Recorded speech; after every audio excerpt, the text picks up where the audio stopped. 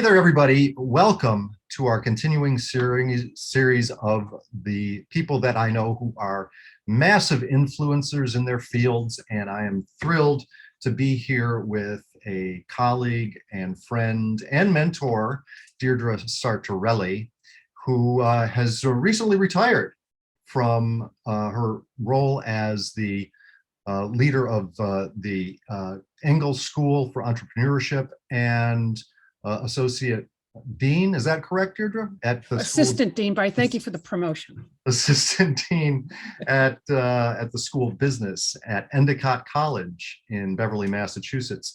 And so I'd like to welcome Deirdre here today. She's our topic today is the art and science of change, and certainly we have a lot to talk about, particularly in our own lives, in particular, but also for people who are listening. I want to really kind of dig into this art and science of change. So, Deirdre, tell us a little bit more about what where you've been and what you're doing now. Yeah. So as I'm talking to you now, right, Jim, I'm seeing change all around me as I look out the window, because I'm seeing the leaves fall from the trees. We know that Mother Nature is getting us ready for the next cycle of change with winter coming. You know, for me, you alluded to it, I had a great run at Endicott College leading the Engels Center for Entrepreneurship. And I felt back in June, it was time to make another change.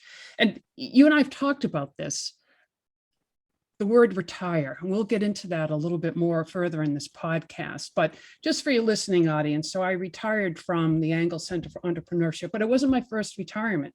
Prior to coming to Endicott, where I was there for 10 years, I had a consulting company.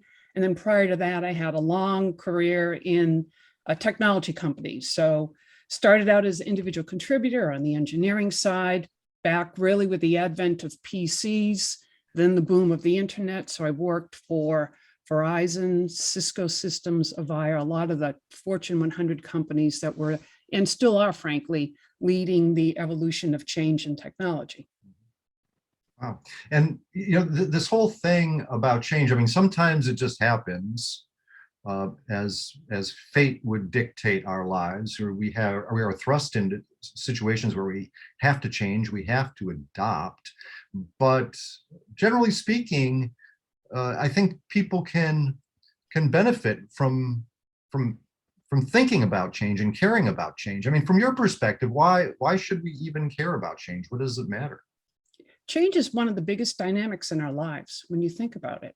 So it's there. Now, whether we choose to embrace it or not is a different situation, but it affects us from when we're children on up through, frankly, you know, when we're taking our last breath. Change is ever present. And so for me, certainly I've gone through personal change, I've gone through professional change, but I've always been in admiration of people who have had even more significant changes, quite frankly, and have been able to adapt with the change and evolve from the change and almost use it to create an inflection point in their lives. I love that. Yeah. And creating those inflection points are really scary. You know, I mean, it's not, you know, we'll talk a little bit more about change being difficult. And I think largely change is difficult because people tend to avoid risks in their lives. So people like, you know, they get this sense of being comfortable. Absolutely. And it's really difficult to extricate themselves from that until, well, I never like to think it's too late, but almost till, you know, it's too late for them to actually affect change in their lives. But people can always turn those types of things around. But do you share that perspective in terms of that inevitability of change, or is it something that we can plan for and make really a part of our lives by consistently stepping out of our comfort zones? The most beautiful part of the change process is that if you can start to plan for it, because then your options are greater. The longer that you wait, those options start to get minimized. And then at some point, change can get forced on you.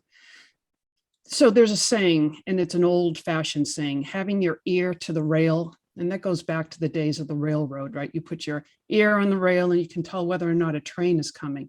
And I think it's still appropriate, right? So to be able to have your ear to the rail, and let's just talk about technology, for example. I'll be the first person to say that I am never going to be the person to invent a brand new technology. And specifically, I'm thinking about where I was in my career.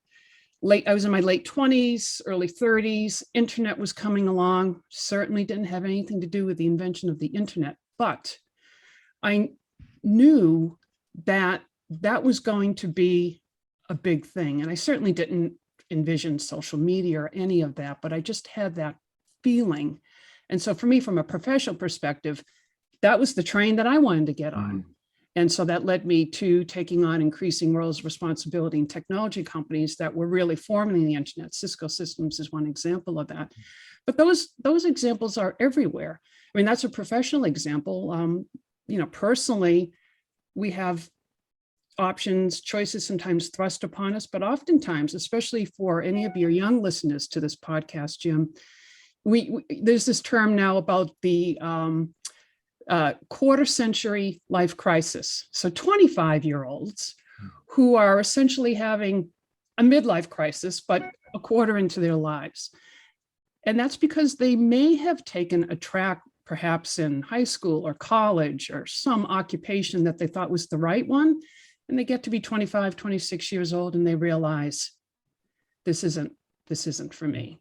So, and that's at the personal level. And I think you and I are seeing a lot of that right now with what's being called the Great Resignation because of the pandemic.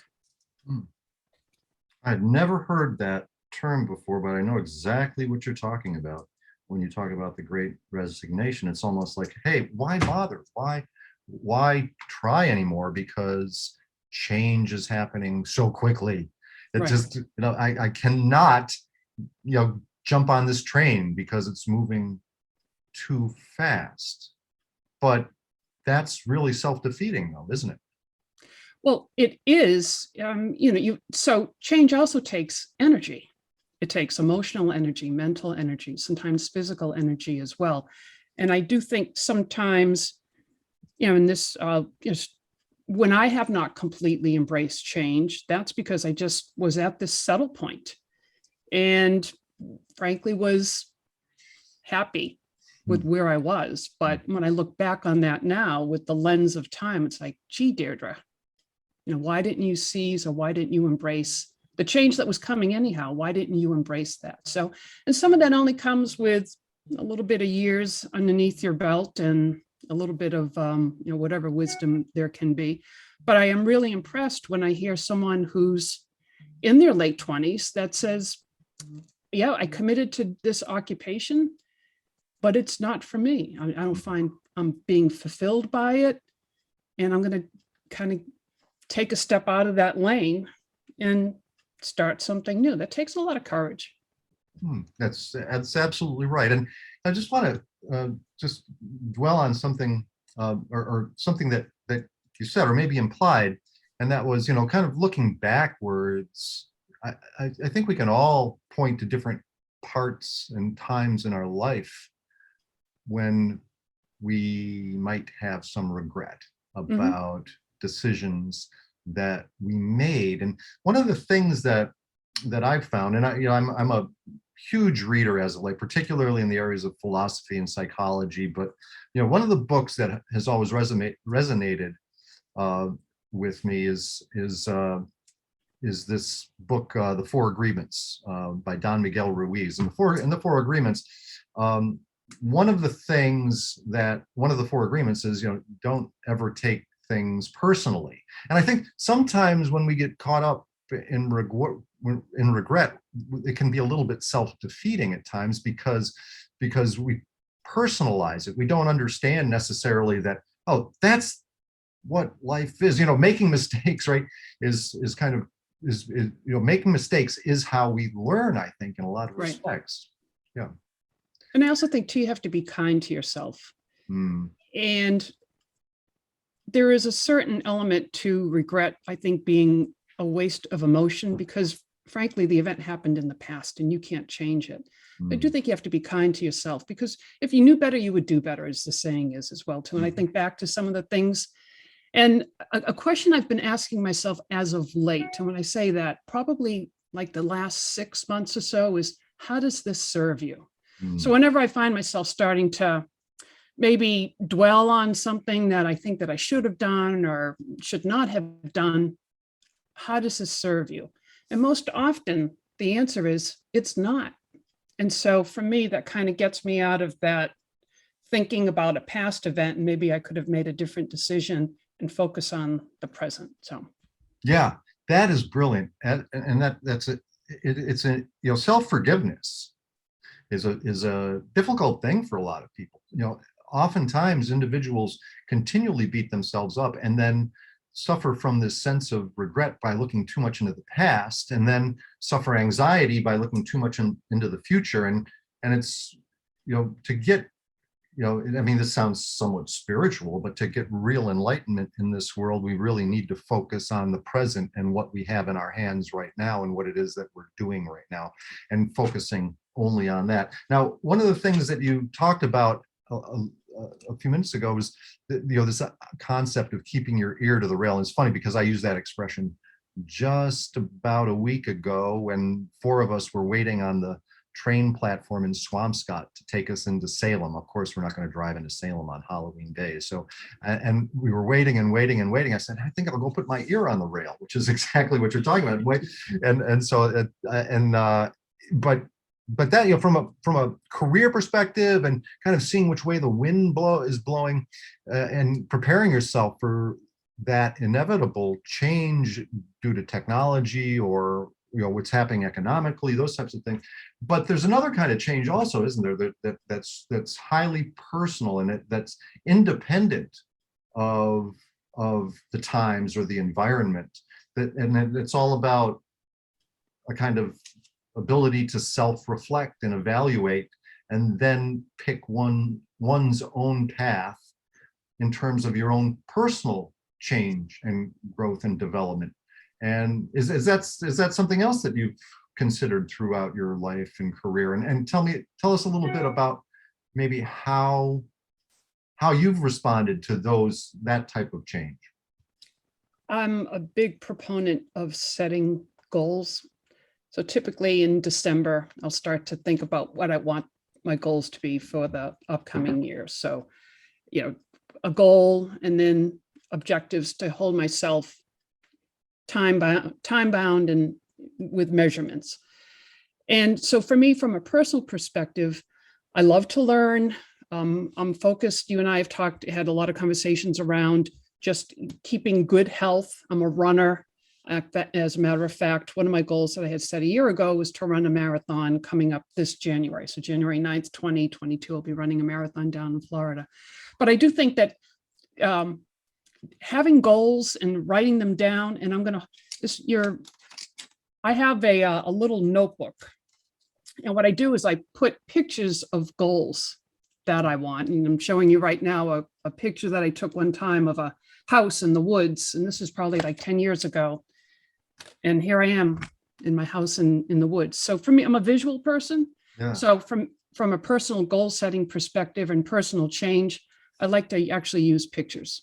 That's fantastic. And then, a lot of people talk about this concept of vision boards and dream boards, and that's really a manifestation of that. And that's really so helpful to be able to because we are creatures that that require practice and repetition. And that's a word that I use often, is that this, whatever it is that we're doing, it is a practice.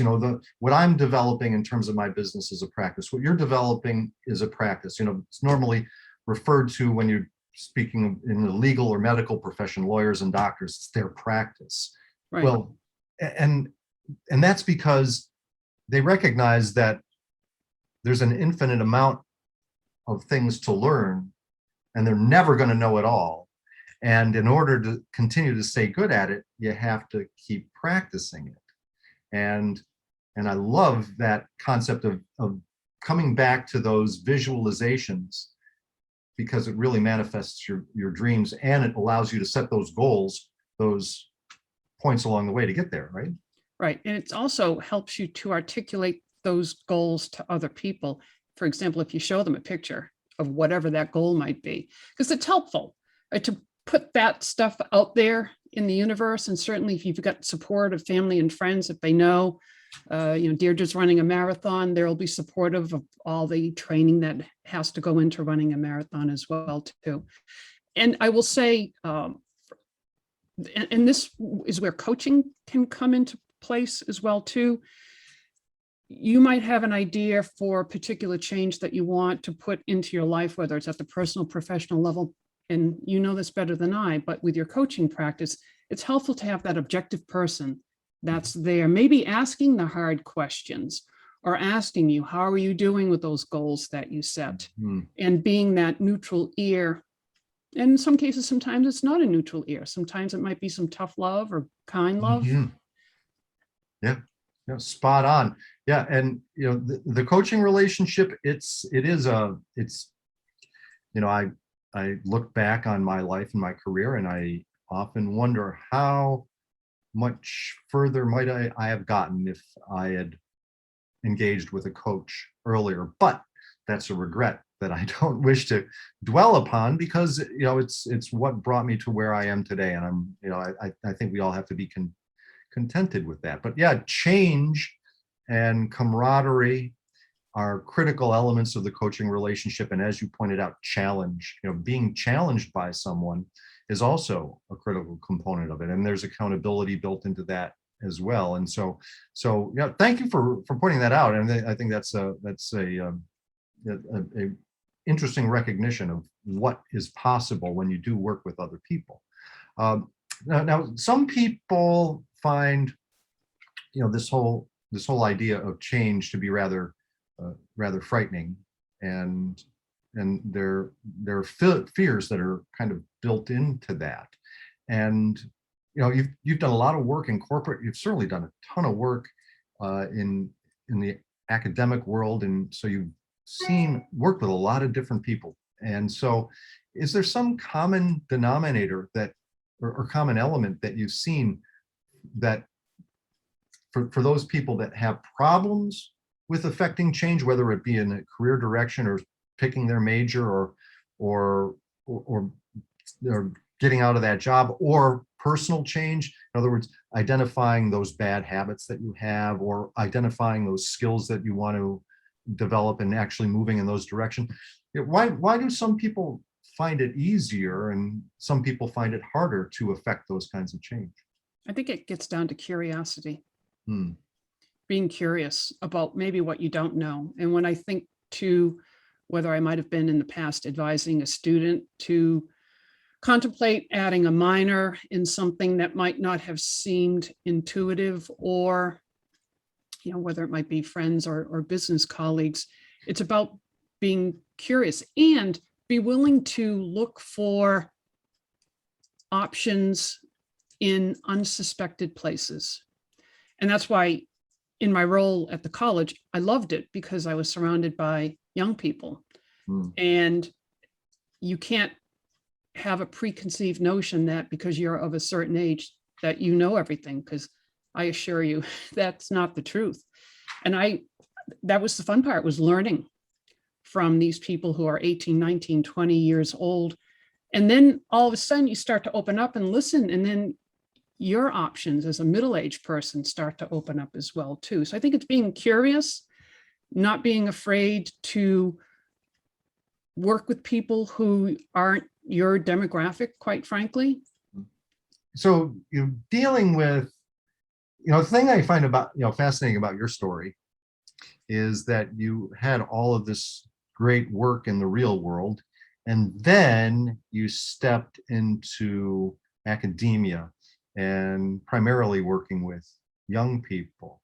And do you find that the younger you are, the easier it is to change, or is it the opposite, or is it not really dependent upon age? I have to say, the older I get, I realize age has nothing to do with it. And it has nothing to do with how old I am, but I've got friends who are much older than me.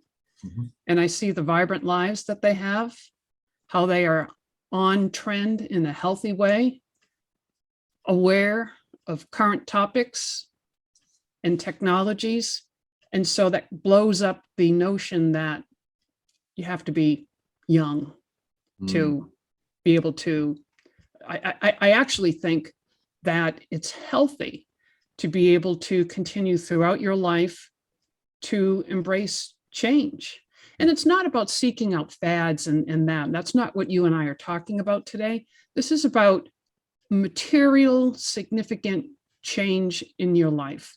And so I have to say, even though I worked in technology companies for a very, very long time, I was always intrigued by education. You know, even as a kid, we in the neighborhood, we'd go to school all day long. We were in fourth, fifth grade, then we'd come home and we would play school, which I thought was, you know, I look back on that now, it's kind of funny.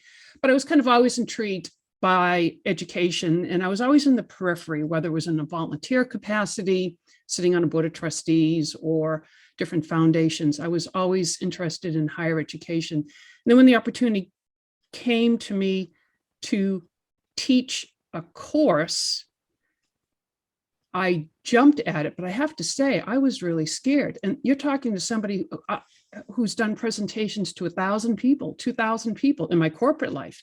And I can remember that first time I was going to speak to that graduate class of maybe 20, 24 students. And I was nervous. I was nervous. It was in my comfort zone, but it wasn't in my comfort zone. So it's just so much more of an intimate situation. Exactly. Yeah. That's exactly the word. But you know, I look back, and whenever I would travel to different countries or even around the States, if I happened to be in a big university town, I would always stop by and pick up a t-shirt in the college bookstore. So the universe was telling me something anyhow over the years. But yeah, and so, you know, that change, and that was like a little insertion point. Sometimes you hear that, you know, you hear the phrase, the tip of the spear. So change sometimes isn't this big tsunami of change. It can start as a very small thing in your life that then takes on a much bigger presence. And, you know, if it resonates well, you can make room for that in your life, I think. But it's all about being able to recognize that inflection point or that little thing. And I think that, you know, I think there's a lot of people out there, and, you know, they look at their lives as a bit of a hot mess. I mean, I was doing some studying this morning, and I came across this interesting concept in this book by Elaine Aron called The Highly Sensitive Person, and it was a kind of an interesting psychological study. And, you know, I consider myself sensitive, and I've always considered myself sensitive to my own detriment, right? And I've always, you know, I've worked hard to, you know, to build up, you know, calluses, you know, emotional calluses to be able to, but it's the problem with being sensitive. The problem with that is that it's you get overwhelmed, because really what sensitivity is just this high level of perception. And so there's, you know, you look at sensitivity as a weakness, but really you've got latent potential in there that is really your ability to perceive things in ways that other people can. It's, you know, it's a strength of yours. It's a bit of a superpower. But, you know, so two questions here. The first one is that, you know, what if you're, you know, you're like me, and you've got, you know, you're a sensitive person, and so you get overwhelmed. It's like, well, I want to change, but where do I start? What's the first thing that I do? How, you know, how do I get it done? Because it's easy to kind of retreat back into your comfort zone, because people don't like to feel pain or fear, right? Mhm. So how can you figure out what to do first? A question maybe to ask would be a year from now, say there's 4 or 5 things in front of you Mm, that have your attention. Ask yourself, a year from now, of these 4 or 5 things, which one, if I don't do, am I going to really mm, feel badly that I didn't get to do it? mm, And so then you triage it, because the fact of the matter is those 4 or 5 things probably aren't all equal mm, in urgency or importance, or maybe in terms of the criticality to your life. mm. And so then once you have that triage, rank order them 1 through 5, then I get back to the goals. So for example, Yes, that's right. I'm launching a podcast, Repivot. And I know a year from now, if I don't do that, I'll regret that. Mm, So that's the thing. There's other things I want to do, but for me right now, that's the thing. So what are some of those other things? I have an idea to write a book. I am interested in doing some coaching, but the book and the coaching are secondary to the podcast. mm. And so then now I've broken down some of the things that I've got to do, some of the logistical things I've got to do, obviously, to launch the podcast as well, too. But I know if we're sitting here, you and I, and you're great at holding me accountable. If we're sitting here in November of 2022 and you say, Deirdre, what happened to that podcast? And I have to say to Jim, nothing. I don't want to have to say that to Jim. So, that's one tool to do. People are, you do hear people say, well, what kind of regrets are you going to have on your deathbed? For me, that's like so far away. Like what does that even mean? I just think that year, like if I don't do this in a year, will I regret it? And if you ask yourself that question, there might be sometimes you say, no, I'm not going to regret it. So then get rid of it. Yeah. And goals themselves are kind of fungible. They change. Yes. They change with time, and it's a constant self-evaluation. And yeah, and as you were speaking, it just a bit of an epiphany here. We talked about engineering, and we both have backgrounds in technology and engineering, and I think that's an interesting model. Is that once you've decided upon what that goal is, which takes time, you have to understand what it is, what your strengths are, so that you can build, so that you can lean into your strengths. You need to understand what is meaningful to you, and what you can find as something that is really kind of this higher purpose. And then once you feel, okay, this is what I want, this is the direction I'm going to go in, then it's just a matter of reverse engineering all of the steps, the 5 big moves. What are the 5, as you point, you talk about the 5 things. Well, that's a great number to use, I think, for, once you've got that goal, what are the 5 big moves that I need to get done to get there? Like if you're going to write a book, one of the 5 big moves might be, well, I got to learn how to write better, or Right. or I need to find a publisher, or, what are the 5 big things? And then those can be broken down, and you can just kind of slowly, just iteratively reverse engineer it. Is that something that you find yourself doing when you set these goals? I do. Now that you've put it that way, using that term, when I think about it, that's exactly what ends up happening. You've got the visualization, but then you've got the very tactical steps. For example, I just point out with writing a book, finding a publisher, maybe joining a writer's club that will hold you accountable to turning in a chapter a week or something like that. And those, again, time bound, those are measurable things as well, too. Mm-hmm. And so, when I think about, you were just talking, and I guess I'm going to ask you a question, if I can turn this a little bit. Do you think that your goals, as you've gotten older, has the spirituality, if that's the right word, of your goals changed? Yeah. In other words, have your goals become more spiritual? Absolutely. Yes. And I don't think this is, I think this is something that might come with experience and understanding and study, but yeah, it has become more spiritual. And I want to read, this is something that I wrote today, and so it's kind of top of mind. It is the blog post that I published today, and there's a quote that I have in it that's from one of my favorite authors and someone who just inspires me, is this guy, Viktor Frankl.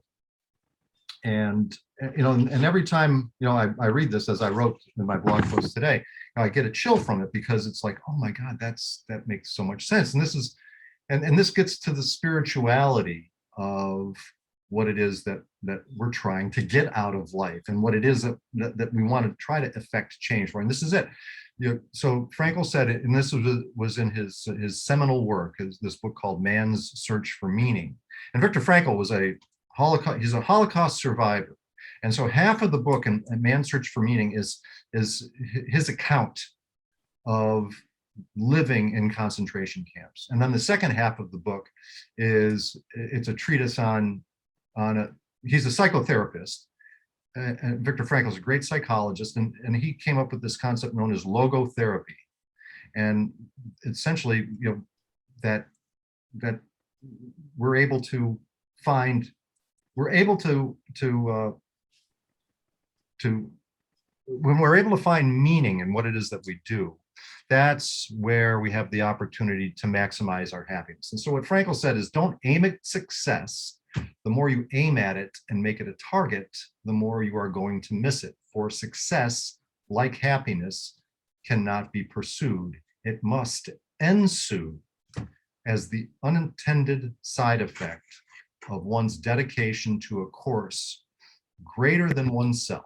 And I just think that is brilliant, because what it tells me is that, we set these goals for ourselves, and it might not, if you're chasing after riches for the sake of riches, if you're chasing after fame for the sake of fame, those are false gods. Mm-hmm. And it becomes something that feeds your spirit when you're going after something that really matters. And so it does become, at least I'm recognizing it as becoming more spiritual. And then, to motivate oneself to actually affect change in your life, if you can connect with whatever it is that feeds your spirit, because everyone has a spiritual self. Some people are atheists, but God can neither be proven nor disproven with absolute certainty. So to be an atheist, you must have a belief, a faith. It's the same as if you are a Christian or if you're a Muslim, you have a belief or a faith. It can't be questioned. It's very personal. It's right. It's what experience you've had. You can't, so you can't really stand in judgment with any authority of what someone else is experiencing. But yeah, I do agree with the fact that things do become quite a bit more spiritual as we start to understand more about the world. And even if someone has a goal, let's just say, they're living in an apartment, and the change that they want for themselves is they want to own their own home. Mm-hmm.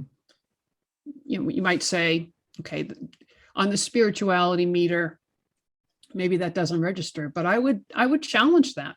Because you're not thinking about the home in the right aspect. The home is going to be where potentially you raise your family, or you bring your family, and you create all these wonderful memories. So actually owning your own home does become the spiritual goal. So, and I think when you're focused more on the spirituality of a goal, like even if for me, running a marathon, that's a goal. But I can tell you, when I'm training, it's a very Zen place for me. So that's the spirituality of running. And so I think almost for any goal that you can contemplate, there is some kind of spiritual element. And if you can embrace that, then all of a sudden you're in the zone. Yeah. You don't even know. That's maybe right. That you're working overtime to earn the money to buy the house, because you are in your zone. And that's where you want to be. That's right. With any kind of change. You don't want to be, change can be hard. There's no doubt of that. But if you can somehow access that place mentally, zone, you're good. That's it's funny because our conversations often just fold back on things that I'm experiencing and studying right now. And you talked about being in the zone. Another way of talking about being in the zone when you're running is a concept known as flow. Have you heard of this before? Yes. Flow state. Yes. Yeah, flow states. And so, and there's this other guy who's another philosopher, psychologist, professor. His name is Mihai Csikszentmihalyi, and he wrote this book called Flow, and the psychology of optimal experience. It illuminates the way to happiness, which is kind of what we're talking about. Here's the book right here, and look at I'm that. actually it's the thing that I am studying right now is flow states. And that spiritual thing is and that ultimate goal, the goal that drives everybody. I think it was Aristotle that says this, the thing that every man and woman wants is happiness. That's the state, and being in a flow state. And if we can on demand put ourselves in a flow state while we're running or while we're doing our taxes, right? We'll be able to do that with excellence. We'll be able to affect change so much more and better. And so, so I'm really fascinated with this concept. It's something that we'll talk about again, and I'm going to be writing about actually for the next several weeks, is this whole concept of flow. So thank you for bringing that up. Hey, I just want to, I want to pivot to something that you're talking about. You mentioned it earlier. Before we go, I just wanted to give you an opportunity to talk about what it is that you are doing now, which is all about change, and you're studying the science and making an art of this, and that is the whole concept of repivoting, which is a term that you coined. And so I'm fascinated by this, and I'd like to understand a little bit more about it. So what is repivoting? It came to me actually in an early morning when someone had said, "Oh, Deirdre, you're retiring." So I've retired twice. I retired once from technology and once from higher education. And I have to say, I have this visceral reaction, Jim, to the word retire. Like, I don't even know what that means. And you and I have talked about this. When I hear that word retire, I just feel like energy drain out of me. So I was thinking one morning, I said, there has to be, because I know what I'm going to do. I'm going to do something else. And I had this flash. And I said, pivot, repivot, because the truth of the matter is, I feel if you say you're pivoting, sometimes it makes you think you only get one of those. And that is absolutely not true. And so for me, the whole notion of repivot is the fact that you're going to be doing several transformations in your life, personally and professionally. And just because you turn once, you pivot once, and start to go down a path, you're not married to that path. It might be not the right path. And so you have the freedom to actually repivot. And so here's a great example.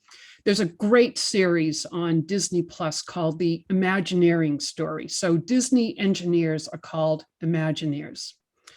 And Disneyland in Anaheim was doing fine. And this was recent. I would say within the past 10 or 15 years, from a financial perspective, the park was doing fine, but they had this extra land in Anaheim, and Disney wanted to do something with it. So they decided they were going to build another park next to Disneyland, and the theme was going to be California. Disney Imagineers are brilliant people. They're creators, they're writers, they're designers. And so they spent a lot of time and a lot of money designing this park. And they opened up the park, and it had, at best, a moderate commercial success. And the Disney leadership gave it some runway. And they said, it's not working. We're going to change it. So that's a great example of a repivot. Here you had Disneyland. Disney decides to open up a second park next to Disneyland. So there's one. And then that new park doesn't work out and they pretty much kind of blow it up. And now it's a commercial success. And there's lots of examples of that. So that's an example of an industry repivot. I'm really curious about people who have done big repivots in their lives, whether it's professional, whether it's personal.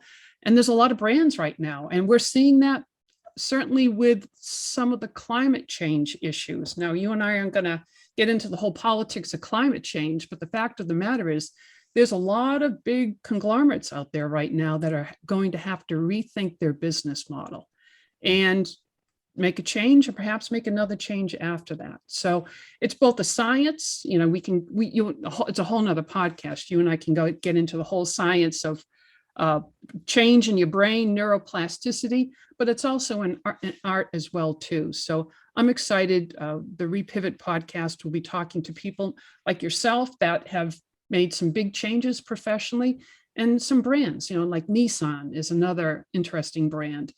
Nissan got into trouble with its CEO. There was some criminal activity that happened, and also their brand itself started to get lackluster. And so in the past couple of years, they've actually relooked and gotten back to their roots in terms of their vehicles. So, that's an example of a repivot as well too. It is a fascinating way to look at it, because just by the nature of the word suggests that no matter where you are in life, there's always opportunity to change, possibly the impetus to change, and that we're not really fully living life unless we're open to the possibility of change, right? Right. It's the possibility. And then it's a choice. Yeah. But then don't blame somebody. Right. Then don't blame somebody, because you Right. had the choices presented to you. Yeah. And so, for me, I do find that's an exciting field. And I do think certainly for people that are of our age, because I think we're pretty close in age, retire. No, it's Right. It's a repivot. And I hope that you and I are both blessed to, in another 10, 20 years that we're thinking about, whatever that next thing might be as well. To space travel, Jim. I'm thinking space travel. Well, I've got a motion sickness issue, so I'm gonna step off of that platform.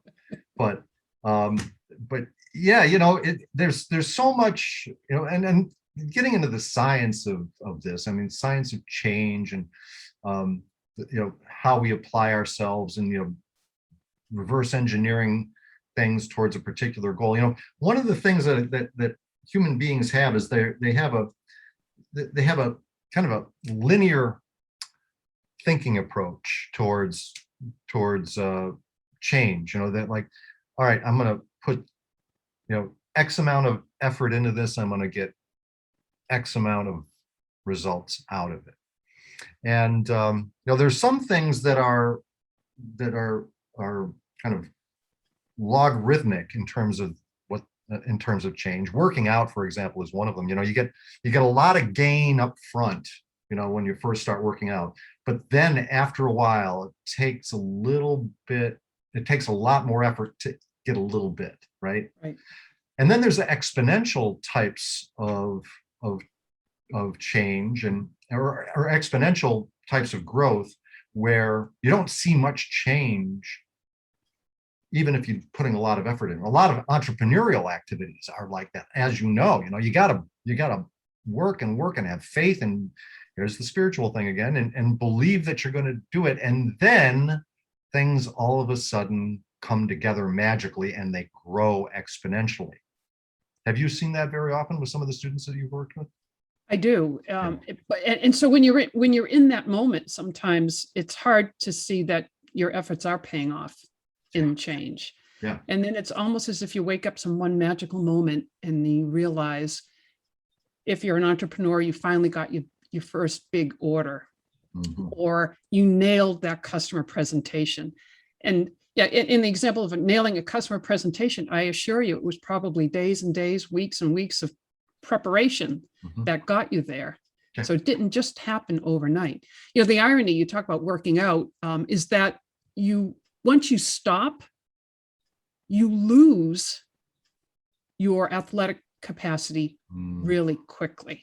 So I think that just supports the hypothesis that you and I have, that you always have to be working at changing it up, changing your workout, because you stop and boom, all of a sudden 2 weeks later, you can't run a mile. Oh yeah, it's logarithmic growth, Right. but then it's logarithmic decay. Exactly. The same thing. And it's interesting thing, about those things that we build, that it's more of a exponential growth, where you don't get a lot of result at the beginning.